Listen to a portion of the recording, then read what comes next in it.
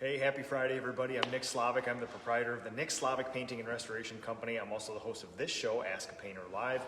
It's a weekly live Facebook show where I use my over 2 decades of experience as a craftsperson and a business owner to answer any questions. And today is the annual How to Paint Your Cabinet show. And this is a distillation of one of my master's classes on how to enamel cabinets and trim.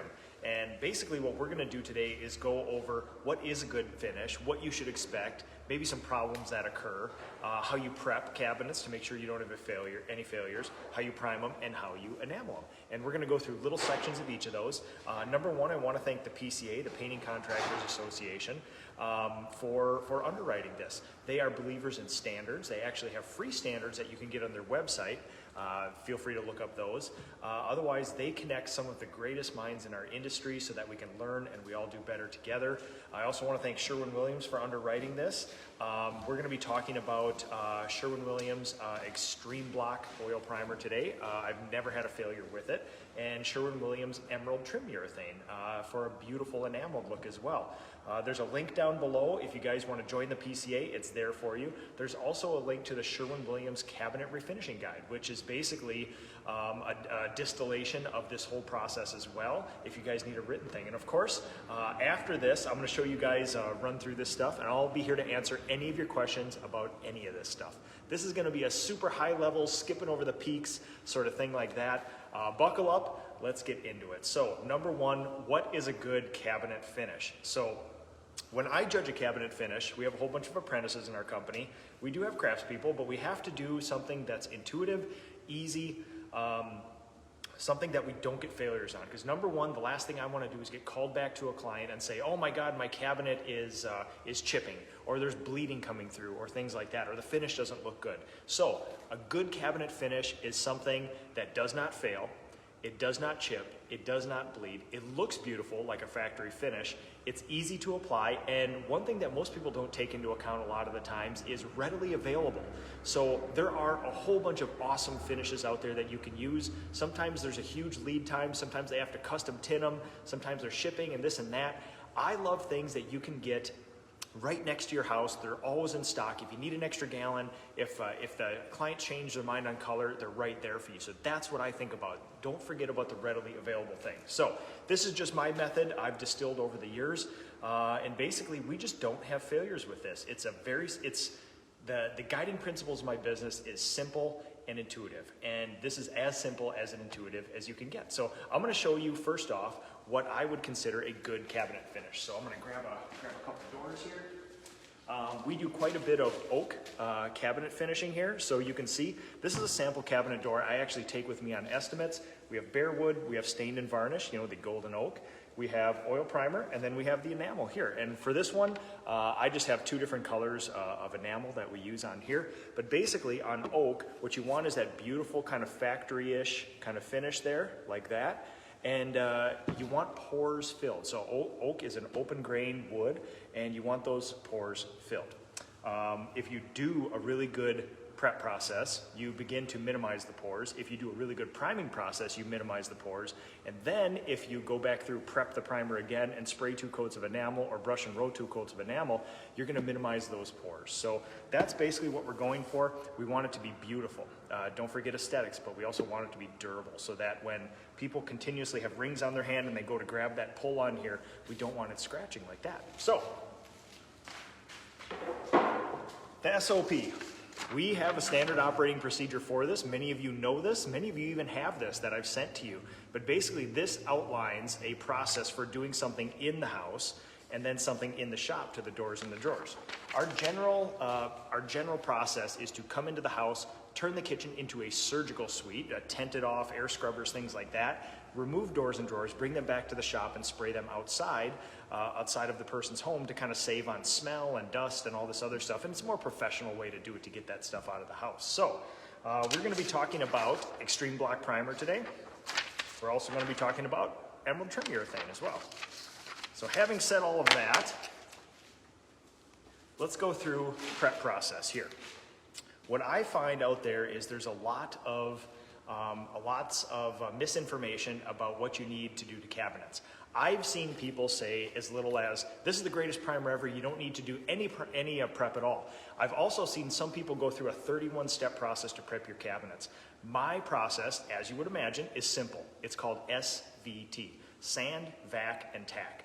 Basically, it involves taking a cabinet door or cabinets, sanding them down, vacuuming off, and tack ragging them off. Before we do that, I actually have some sample cabinet doors. We're going to actually walk through the process of SVT, prime, and enameling here, actual spraying. But I'm going to show you quickly with the boxes here, because this is something I get asked about all the time. How do you prep boxes out for spraying, or even for brush and rolling? So we have a mini setup here.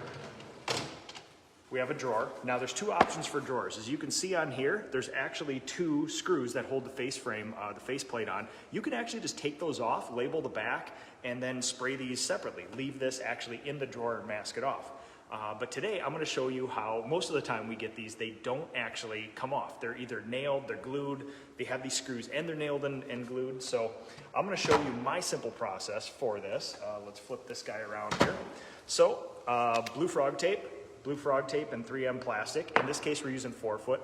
Most of the time when I use prep cabinets, we use 4-foot plastic just because, you know, 1 foot is too small for some of the openings, 6 foot obviously too big. So what I do is rip off enough to wrap the cabinet door. And basically, go like this. You adhere the tape, nice straight line like that, right around the edge. You can take these runners and sliders off if you like. Otherwise, not a big deal. Just leave those on. We'll flip this around here. For this, adhere the plastic like this. Make sure you got a nice tight seal, and then you can pull the plastic down over the rest of the cabinet like that. Nice and tight. Cover it up. Make sure we got good overlap. Bunch this up, stick this back here.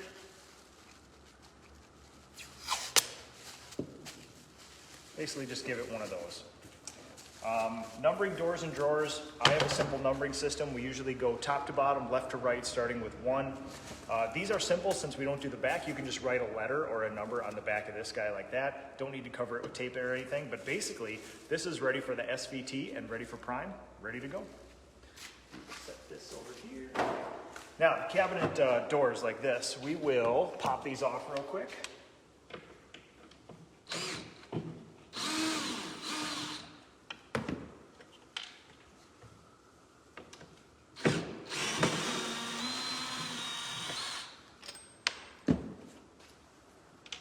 Okay, so now we have our little cup hinges here.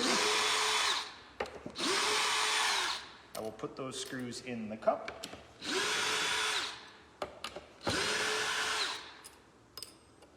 And I will get to you guys' questions after this as well. So, normally what I do here is, you know, you have your hinges like this. This is the bottom one, this is the top one. What we'll do is we're gonna mask off the inside here, but we will actually take these things and place them inside the cabinet like this. So the bottom one is here, the top one is here. So then, with a lot of cup hinges, there's adjustments in them. If you can actually keep those to where they're going, it's going to minimize adjustments later. And yes, you can number, you can letter them, but that's kind of a foolproof way to make sure that, you know, all the hinges go back in place. So we're going to take off these runners.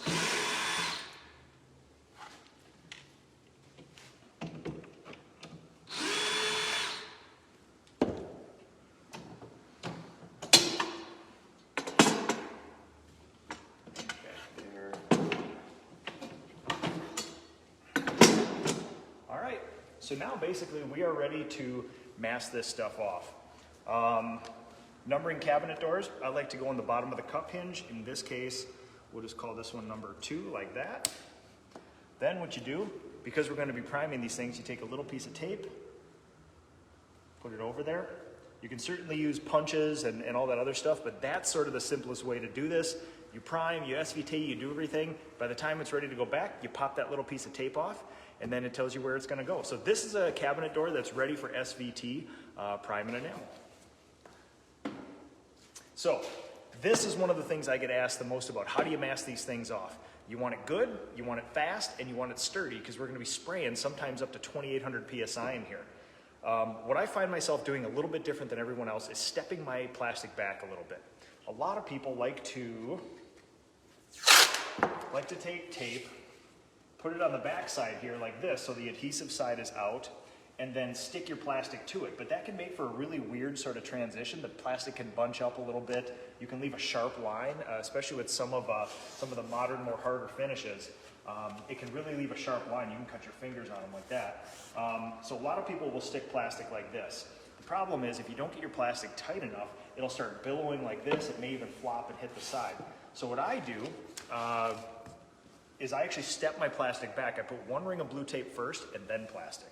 Now normally in a kitchen, obviously we would have a countertop here, so this would be covered, and then we would stick the tape, you know, to the side here.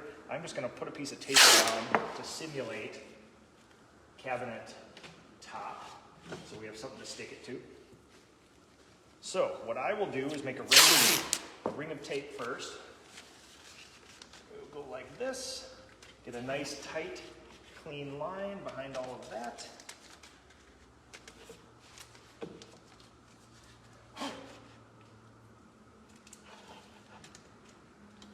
Right around the edge like that.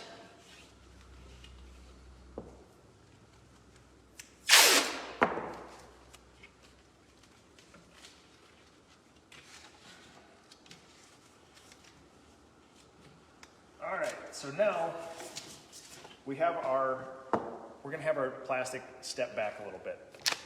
4-foot plastic, more blue frog tape. And the trick here is not to cut exact size, because you're gonna have corners that may blow through with the sprayer. What I do is I get another couple inches worth like this to wrap around the edges. Trick here is to line it up like this. You grab it right about where the corners are, flip it up like this.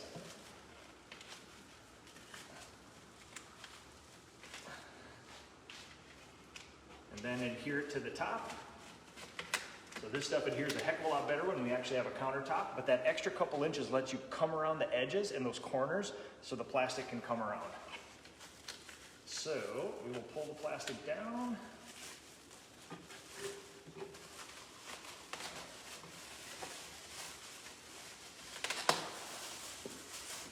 Like this.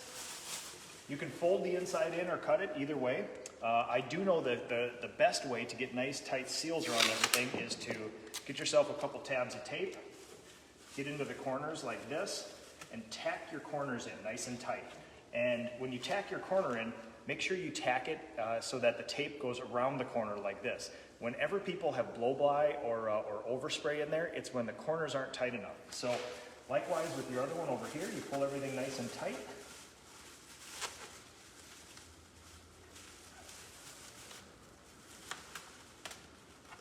Tape it into the corner like that. So now it's tight enough where you can run your edges there, the plastic's already tight, and then you can do your bottom.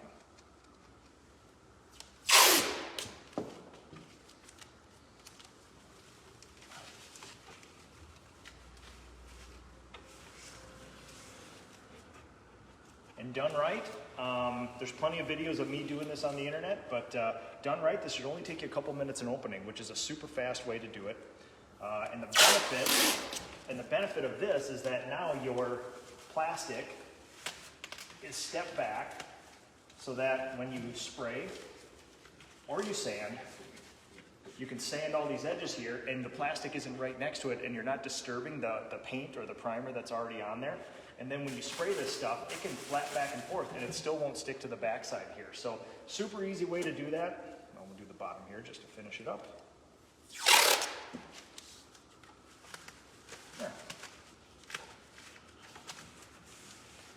There. Super easy way to do it. Again, you get the rhythm down, you get all your tools going, you get your prep pouch, couple minutes in opening, just buzz around the kitchen like that.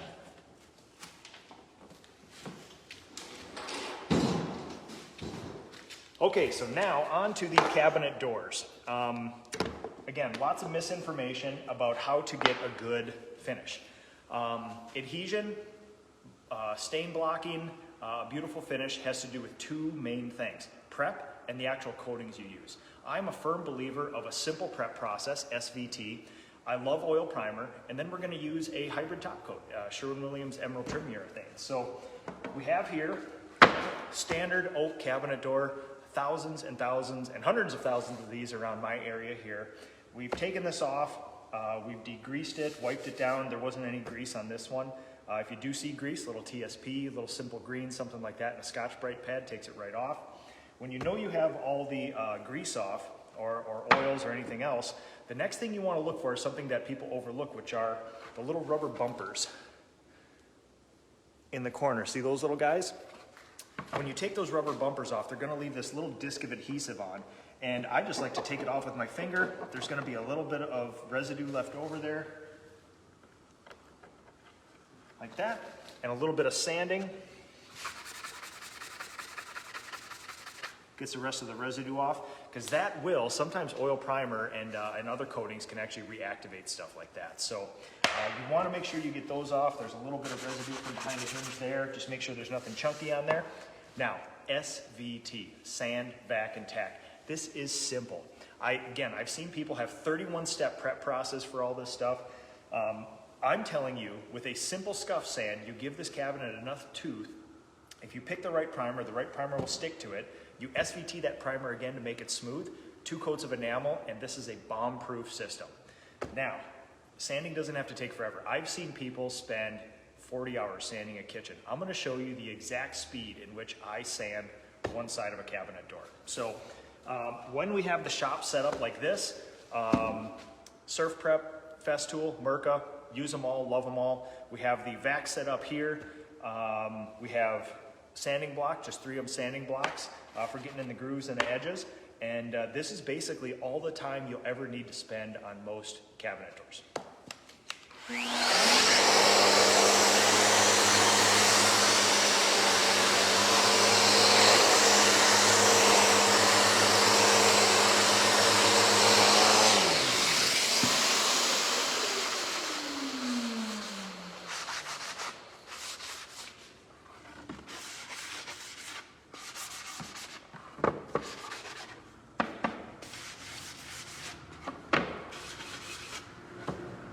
That's it. That's all you need to do. I've done versions of this where you strip this all down to bare wood. I've done versions of this where you do no prep at all. And honestly, if you have the right primer, it doesn't really matter how much you sand after that. You're basically looking to get rid of defects, make a smooth surface, and in fact, give it some tooth, give it some extra crags to get into, and just give it a nice final little looking over in case there's any scotch tape and things like that.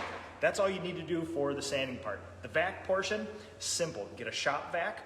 Get a cartridge filter in it, get a drywall bag. A drywall bag has that finest mesh in it, so it'll capture the smallest particles.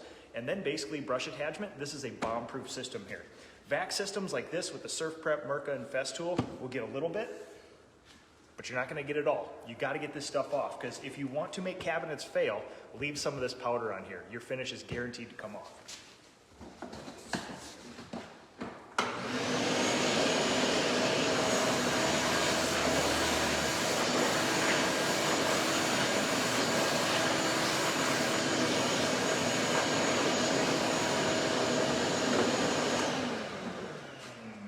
That's it for vacuuming. Now, the last part of this is tack ragging. And when you say tack rag, a lot of people think you mean those cheesecloth with a whole bunch of like beeswax and varnish and mineral spirits, tacky stuff like that, an actual tack rag.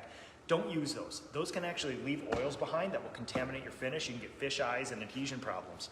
Best I've found ever is these omnipresent microfiber towels, and I don't even use chemicals with them anymore. We used to use paint thinner, alcohol, things like that. Simple water. You wring it out as hard as you can so it barely feels wet, and you basically just wipe that cabinet door down.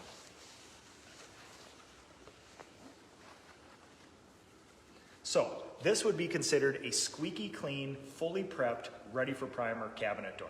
When you get a shop setting like this, you get a whole stack of these suckers here. You buzz through them as quick as you can. Normally we get an assembly line going. One person will sand, one will vac, one will tack, and then we rack them up where they're gonna be. The second they're all racked up, then you just shuttle them over to spray oil primer on them.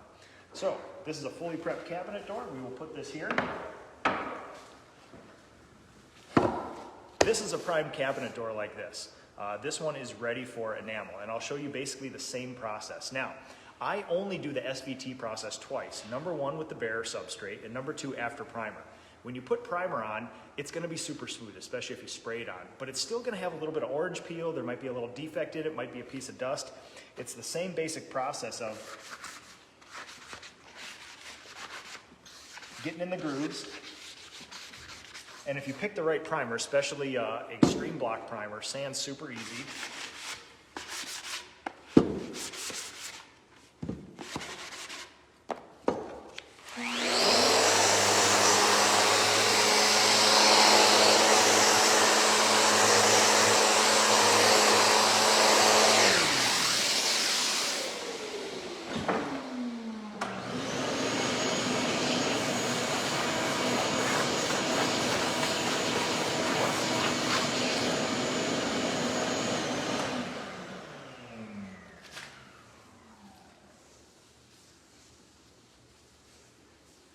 And that's it. That is a fully primed, fully SVT'd cabinet door, ready to go to enamel. Now, as you can expect, I've done tons and tons of testing before.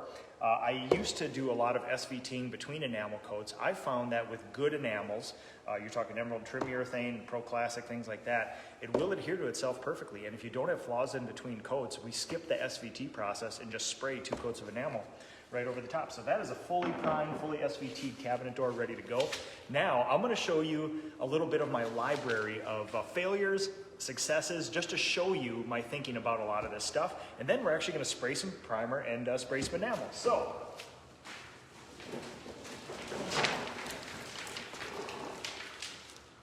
I keep a small library of cabinet doors. I've tested everything you can possibly test, and I just like finding out for myself. There's data plus feelings. The data says, well, this thing should stick to this should dry in that, but you gotta apply some feelings to it as well. I like to feel a coating. I like to see how it sprays, how it dries, how it sands, especially. That's always a good test of a coating.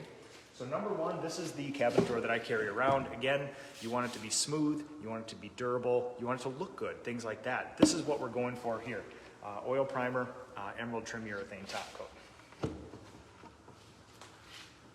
Likewise, this is one I actually sprayed this morning with the satin emerald trim urethane in the color SW Naval as I was prepping for this here. You guys saw me in the promo there. So again, this is kind of a cheat because this is already a smooth cabinet door. There's no oak grain and things like that. Prep perfectly, and then yeah, it's just a beautiful finish like that.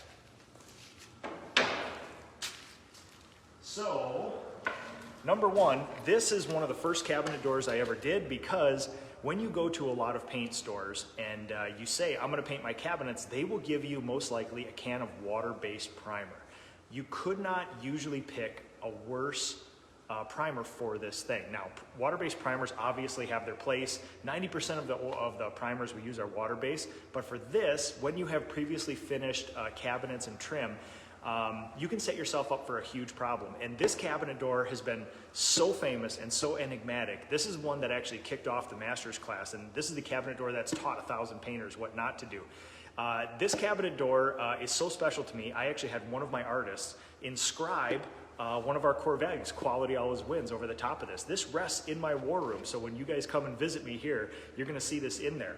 What happens is this is your standard oak door like this, and what I did was give it a quick SVT and put water-based primer, the very omnipresent water-based primer on this stuff, and you let it dry, and guess what happens? It just scratches right off. You will be replacing cabinets or spending so much time to refinish them that you could have replaced the cabinets. I see this all the time, and this breaks my heart because it takes the same amount of effort to put on the right primer, an oil primer in this case, versus a water-based primer. So this cabinet door is always very special to me, and people say, well, why don't you use water-based primers? I'll say, listen, they're great, not for this. They don't adhere as well, and they'll actually allow stains to bleed through. So if you can see in some of these areas here, there's actually a little goldish, kind of yellowish tannin bleeding through. Even if you can get water-based primer to stick, a lot of the times you may end up getting bleed through. Now, I do also know that there's a lot of people who say, yeah, I just do 2 coats or 3 coats or 4 coats of primer. And I will say, good, you probably get a good result. But when you do it right, 1 coat of primer, 2 coats of top coats, that's it. Simple. It's not right, it's not wrong, it's just simple, and it's the way that I like to do it. So one of the most go-to products in the industry is a shellac-based alcohol primer. There's synthetic versions of this that are a little friendlier to the environment and yourself, and there's the old hardcore versions of that. These are tricky bits of chemistry. Again, it is not good or bad, it's a race car. It's built for a certain purpose. It's built for odor elimination, stain blocking, things like that. It's a very brittle product. So I tested 4 different kinds, spraying and brushing likewise. We did get a little bleeding on this one up here. And we do a scratch test, a simple scratch test, where you can basically just let it dry overnight, hit it with your thumbnail, and they did not pass any of those there. So again, I know a lot of people use this, a lot of people have good success, but even if it fails only 1 out of 20 or 1 out of 30, it's not good enough. And I'll show you why.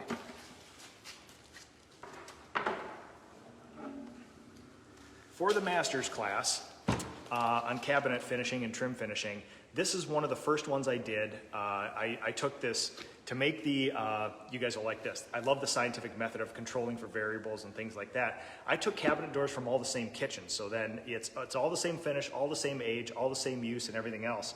On one side, I did no prep at all, which is basically I just took this door off the kitchen, I just sprayed oil primer on the top. The other one, I did the full SVT process, and both sides stuck perfectly. There are 2 tests on here, although you can't hardly see them.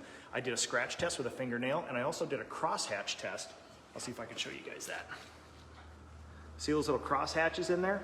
That's where you actually take a razor blade and make a checker pattern in it like that, put tape over it, burnish the tape, and pull the tape up and see if the actual scoring released any of the stuff. The no prep side and the prep side both adhered perfectly. So what this tells me is, worst case scenario, I mean, not that I would not prep because it's super easy to SVT something, but let's say you missed an area, or let's say you have an apprentice that didn't SVT as well as they could, it's still gonna stick and you're not gonna have a failure. It's not that touchy where you have to do a perfect process to get this stuff. So again, I'm not telling you this is the only way to do this. I'm telling you, if you want simple and foolproof, I don't know you're gonna do better than this simple system of the oil primer and like emerald trim urethane over the top. So this is just the way to do it. I'm gonna show you how I apply primer and then enamel, and then I'll sit here and I'll go back through and answer all of your questions here. So again, everybody, thank you. Thank you for watching this. Put all your questions down below. If you would, share this. We want to get good information out to other people. I want to hear other people's experiences, hear suggestions, work through some problems people are having. And I'm going to get ready. We're going to spray some primer first, and then we'll do enamel.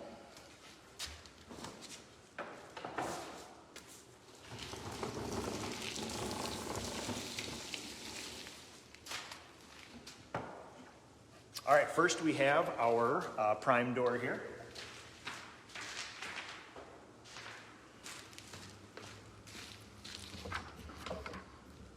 Move my camera with me here.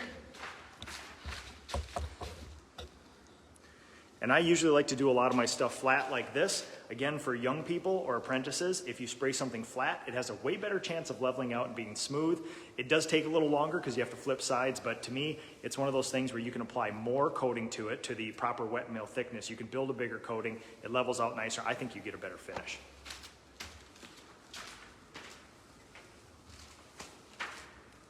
So there's lots of good oil primers to choose from. Easy Sand is a wonderful primer. Standard oil primer is good. This happens to be Extreme Block. It is a very, very good primer.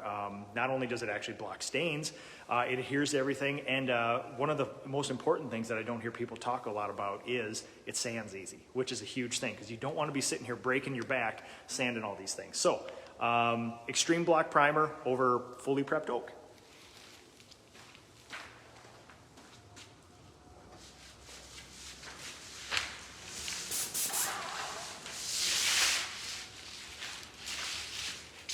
I should say too, edges first, then the top, and then you move over to the drying rack.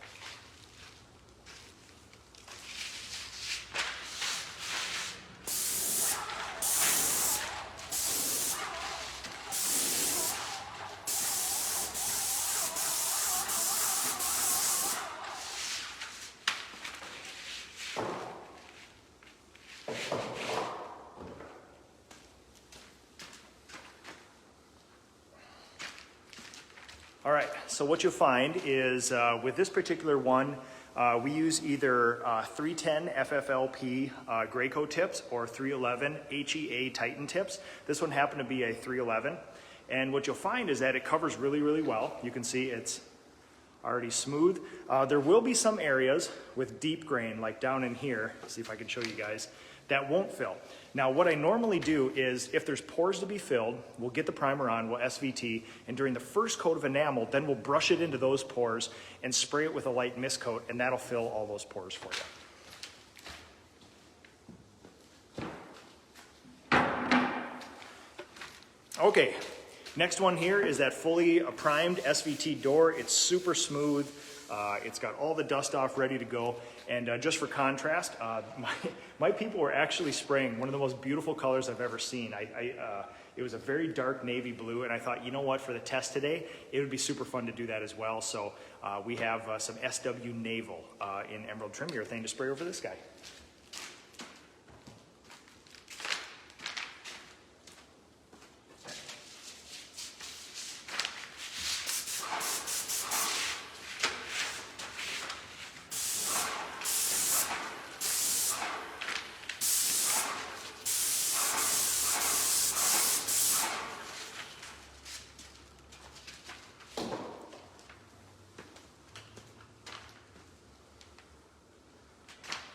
Okay, so we have our naval door like this. What you're gonna find is that there is some orange peel in it like that, but the benefit of a lot of these hybrid coatings is that they will stay open or wet long enough where this will sort of level out. Now, I did that test door this morning to show you an example of that, where when you give it the proper time to dry and level out in a good environment, this is what you get. That's a beautiful finish, and it's super easy. So let me set this guy down, let me get this respirator off, and we'll go through and see if you guys have any questions.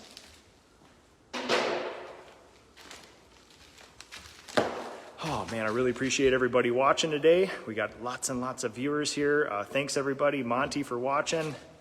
Brian Santos. Yep, still getting everything situated here. We're let's see, spray equipment and air cleaners are supposed to be delivered this next week here to the shop. So,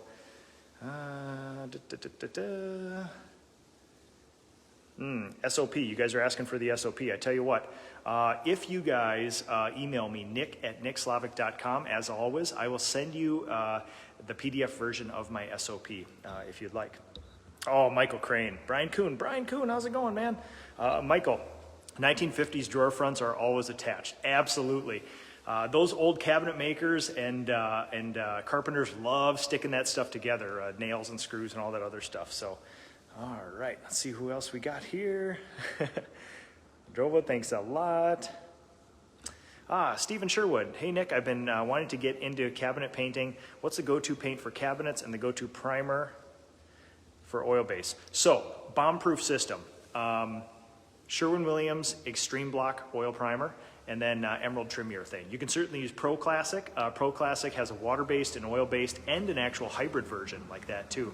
And those are all very good products like that. I've not had failures with them, which is a very good thing. So if that's the biggest part of, if that's the biggest data point I can give you, that's one of the most important ones. So Mike McGrath, oh, thanks a lot, man. I really appreciate it. Gabby, nothing like finishing work for the day and accidentally walking into Ask a Painter because you're stuck at the shop waiting. Oh, Gabby, get in here. You don't have to wait out there. Come on in. Gabby's actually one of my high-speed apprentices, soon to be a craftsperson coming up on her year mark. And yeah, absolutely. You can run in here. That's all right. Who cares? Business first, right? Stephen Sherwood. Okay, there we go. Absolutely, man. Mark.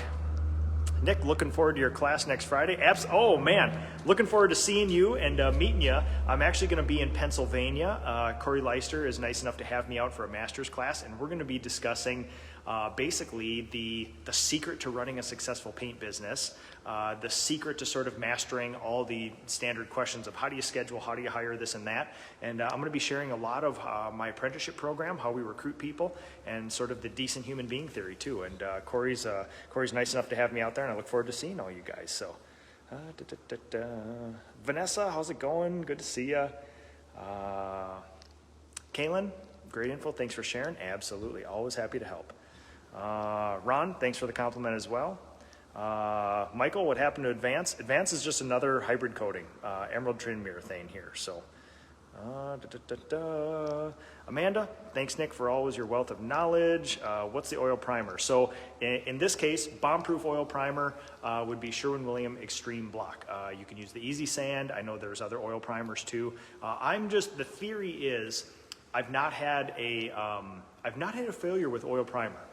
So that's why I keep using it. I do not want to use oil primer. I want to use a water-based primer, but it doesn't stick as well. It doesn't block stains as well. So again, we're sort of in this world of I don't want something that smells really bad. I don't want something that takes a long time to dry. But if it creates a good finish for my clients, we're absolutely going to use that. No problem at all. So. Oh, Mike, anyone else think he's going to blast it with private? No way, man. See, I wanted to show you guys I was not skimping, so we used a different color there just to make sure, so. Adam, Boise, would you change anything for maple cabinets? No. The only thing you won't have to do is inspect for that open pore or open grain that you'd have to fill. Otherwise, man, maple cabinets is like cheating sometimes. It goes on so smooth. Oak is a little bit, it's got the grain and this and that, but yeah, sometimes with like maple, you almost feel like you're cheating. It goes on and it looks so good when you're done. So let's see. Yep, you got to start somewhere, Brian. Absolutely, we're getting there. Oh, Crystal, high-speed Crystal, one of my craftspeople. If SVT and no SVT give the same results, why choose to still SVT? Wouldn't it be more time efficient? Yes. But I'm a firm believer that SVTing, it doesn't take that long, and it will also get you up close and personal with the cabinets to inspect for those little adhesive knobs, scotch tape, any other little flaws that need to be fixed. In the realm of things, I'm a firm believer in risk and reward, belt and suspenders. I feel that the little bit of time that SVT is afforded will actually, is sort of like the primer is the belt, the SVT is the suspenders. It's a foolproof process where I'm not willing to risk saving that hour or two of the SVT in order to possibly have a failure. Now, again, when I've done all my test cabinet doors, oil primer sticks well, but I do not want to find out where it does not stick well. And that simple process of SVT, even if it doesn't give you any more adhesion, it does smooth the cabinets out a little bit, and it does force you to inspect for flaws. So I just think it's a worthwhile effort to do that. Cleans up the cabinets. All right. Let's see, Ron. Say existing oak cabinet, kitchen cabinets, well used. Is there a risk of contaminants on the surface? Grease, oils, cleaners. Let's see if I can expand that. Sanding may not get. Do you change your process? Yeah, like I mentioned before SVT, you want to degrease cabinets, because if you take a sander to grease or a lot of hand oil, it's not going to do much. It'll gum up your sanding pad. So like I mentioned before there, if you feel like what I do is the thumbprint test, you go over to somebody's stove, or the cabinets near the stove, you press your thumb into it, and if it gives the old like that and leaves a thumbprint, there's grease on them. And you can kind of shave a little off with a putty knife if there's a lot. Otherwise, I like Scotch-Brite pads and TSP and water. I've tried Windex. Windex actually works really well. It's an alcohol-based cleaner, and it evaporates quickly. I've used rubbing alcohol, which is good as well. Paint thinner doesn't do a whole lot to grease. But yeah, other than that, just simple household cleaners. We've used Goo Gone, Goof Off, Simple Green, this and that. It's just the point of getting the grease off. It's not a big deal. For that sake, you can even use Dawn dish soap. That's about as good as a degreaser as you're ever going to get. So I'm just always careful not to apply a whole bunch of water, because if it gets into the cracks and crevices of the floating panels, that water is going to come back out. You do not want to wait for that to dry or warp your kitchen cabinets. So, Travis, let's see. Yes, oil primer. Doug, thank you so much.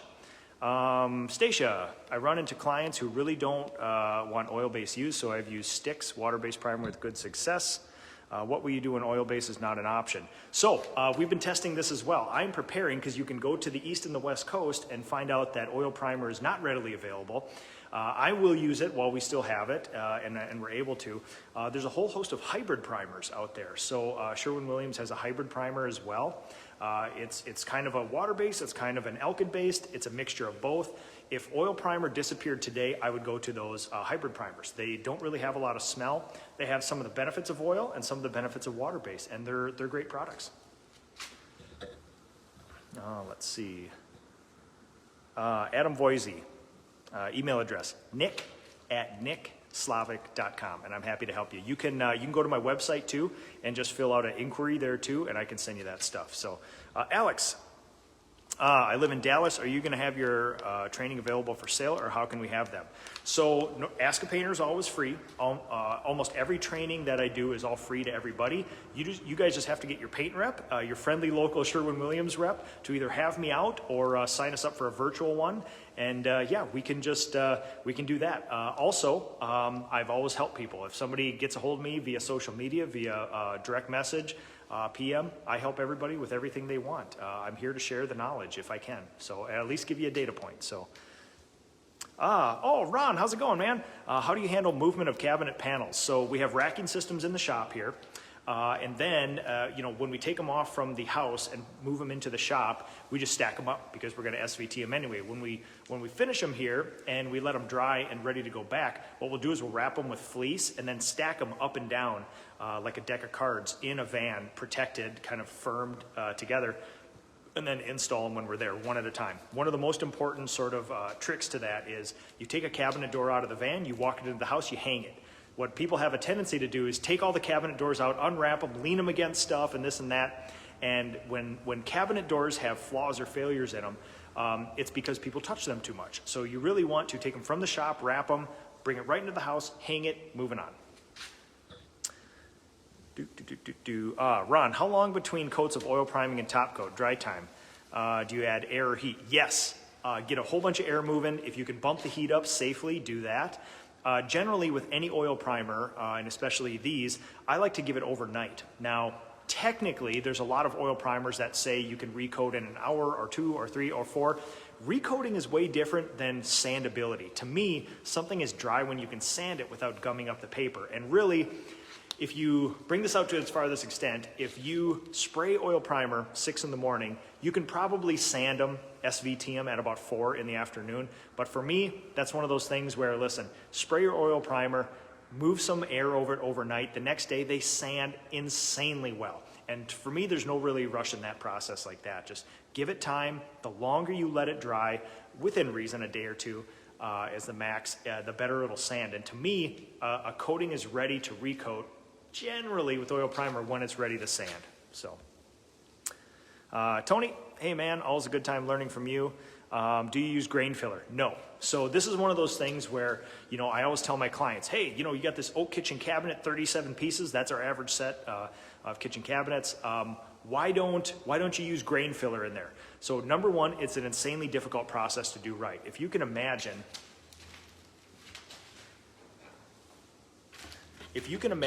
anybody can grain fill this section right here. You put some on, you sand it smooth, you inspect it with a light. But when you get into the little grooves and things like this down in the corners like that, it is so laborious to grain fill. And generally speaking, the time it takes to properly grain fill an oak cabinet is you far blow past the cost for just buying new doors and drawers. So I've heard prices anywhere from $20 to $50 a door and a drawer.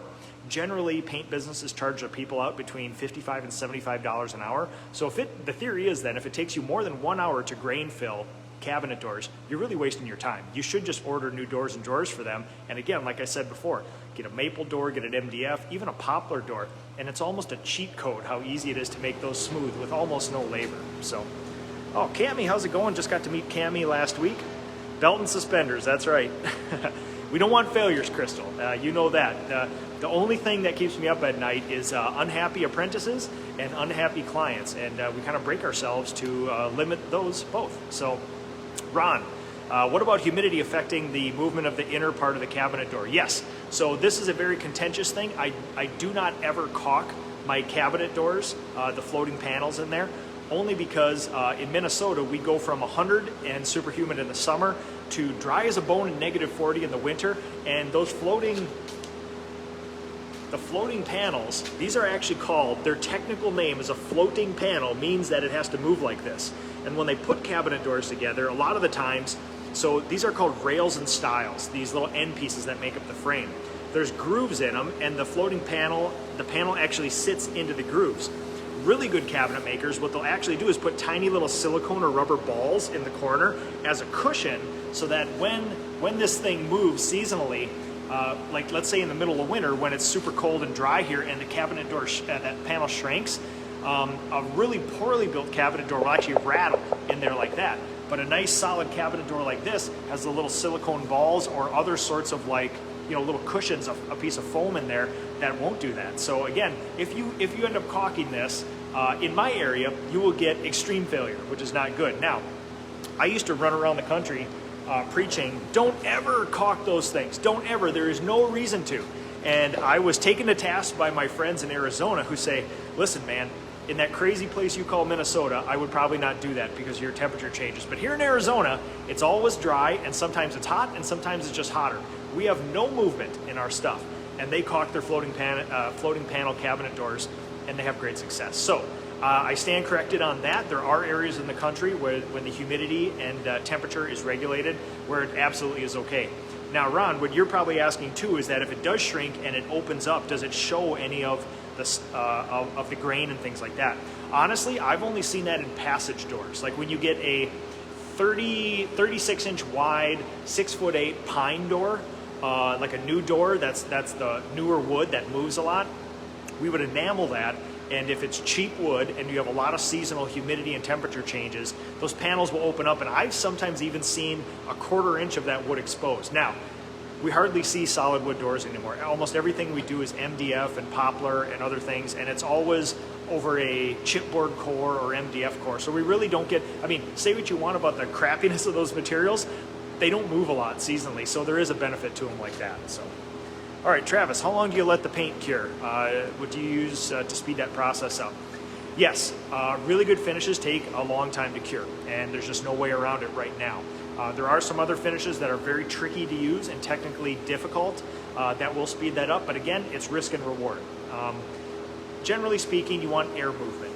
If you put a whole bunch of cabinet doors in the back of your shop and have no air movement, they're going to take way longer to dry than even if you have a gentle fan moving over the top of them like that. Now, a little cheat is to get them into a place where you know it's dust free and get a whole bunch of air moving in a cyclone pattern. You can point one fan this way, one fan this way, and gently, if you know it's dust free, you can keep a lot of air moving. If you can do this safely, there's things like tiny little portable heaters that you can put, even portable radiators that have oil filled in them that heat up. You can, if you get them into a closed area and bump that heat up, heat will increase the dry time of that as well. So if you can bump up your drying room or your drying area to 80 or 85, you're going to see a huge improvement in how fast that stuff dries. Suzanne, SVT, yes, my apologies. Earlier in the show, it's my prep process. Sand, vac, and tack. We sand things, we vacuum them off, and then we tack rag them off to get them ready. Efren, oh, thanks a lot, man. Love Efren. Michelle Fenton, I'm with you on the grain fill. No way. I couldn't agree more. Cami, how's it going? Cami, I struggle with white and zero caulk. Help me understand there. Oh yeah, there we go. I stand with you. No, no caulking cabinet door faces. I agree. Stacia, oh thanks. Wow, very nice compliment. Okay. Vanessa, awesome. Thank you so much. All right, guys. Evidently, I have apprentices and craft people in their vans waiting outside. They do not need to do that. They can come in here and finish their day off. You can certainly interrupt this. Business first and then this. Otherwise, thank you guys for watching here. Boa tarde to all my Brazilian friends watching. So thank you so much, Clisio. Thank you guys, and the kindest thing you can do is share this show. This is not the only way to do this. I love collaborating with people. In fact, I went down to North Carolina with a whole bunch of finishers from all over the country, and everybody does everything different, and it was great to collaborate. So I stand before you not saying this is the best way or the only way, that this is a simple way. and it's a way that produces no failures for us, even with apprentices and our craftspeople. So I will say this is a data point for you. I love the conversation. The kindest thing you can do is share this.